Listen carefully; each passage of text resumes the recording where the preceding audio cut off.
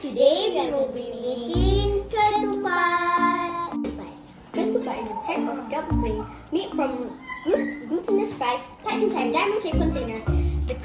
That container is made out of woven palm leaf pouch. Ketupat is one of the traditional foods that keeps Hari Raya alive. Now let's make it. You mean like these? Yes. Okay.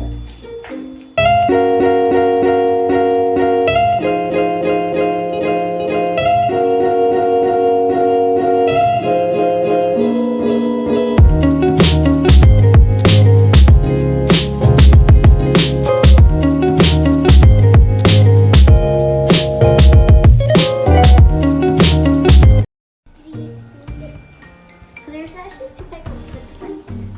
There's another type of ketupat that we put inside coconut milk. And it's shaped like a box. It's not shaped like a diamond. It's like this. So how do I do it? It's really hard to do. I can't do it. This is the easiest one. What? Yeah, one that I'm making right now. Oh, you mean like... This one is cut off the end, so I can't make with this one. To get another one.